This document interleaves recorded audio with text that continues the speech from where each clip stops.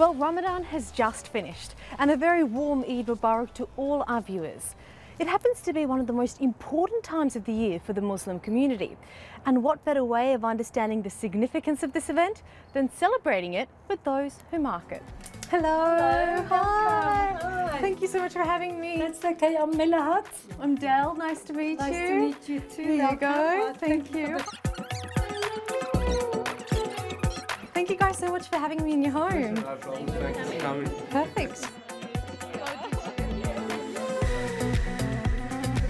Can you just tell me a bit about the feast that you've created for us today? And my pastry with cheese inside. This is subariye, sarma.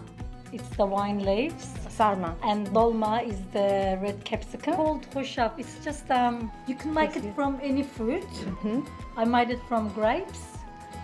How does it taste? Delicious.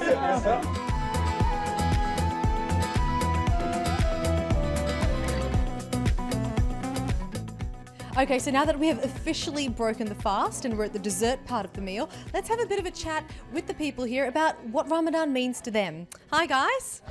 You have all been fasting today. Let me begin with you guys. What does Ramadan mean to you personally? Aziz? Well, Ramadan is the month of fasting, and it just, shows us that what we have and what we always commonly do during the day is eat and have lunch and have dinner and water, and it just shows that we can sacrifice that, and maybe gives us an idea of how it feels for people that live in poverty and don't have the privileges that we have. Golan, what is the hardest part about fasting?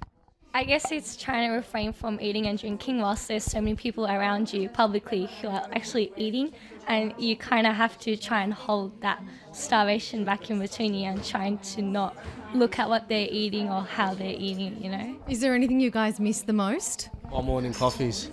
Yeah, I'm a big coffee person, so every morning when I drive past a milk bar or any cafe, I just smell it, and it's just like I can't have that, unfortunately. I've got to wait. I can imagine. I don't know if I could do it. What about you?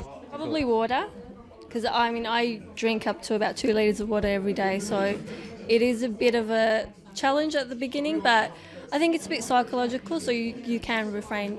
Obviously, observing Ramadan in a country like Australia, what is it like for you guys when you have to explain to other people who are maybe eating and drinking around you? I guess in a way people do know what fasting is, because as most religions they do have some sort of fasting in their religion. Fasting, like as the Prophet Muhammad, peace be upon him, said that God does not need us to not eat and drink if we're not going to be fasting with our eyes, ears, hands, feet and heart. So I guess we're not only fasting from food and drink, I guess we are kind of fixing up ourselves and being more presentable. You work in construction, Aziz. Must be hard for you. Oh, look, it is at the beginning of Ramadan, like every year. The first couple of days you have your headaches, and you're drowsy in the mornings when you're going to work and you can't have breakfast or whatnot. But as the days go along and towards the end, you just become more used to it, and it's just like another day. You just go to work. By the time you finish up and come home, and you're at home having iftar. And what about you? You go to school. What's it like during those meal breaks?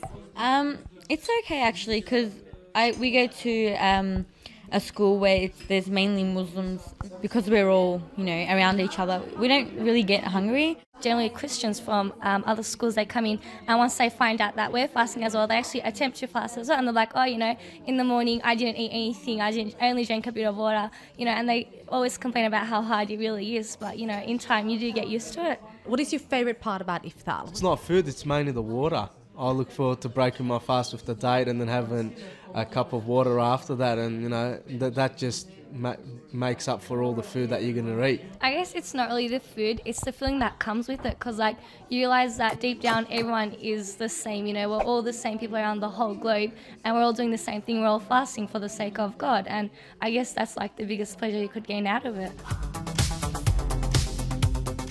Habis sholat itu mungkin kumpul keluarga besar gitu, habis itu main ke tetangga-tetangga gitu, Mas.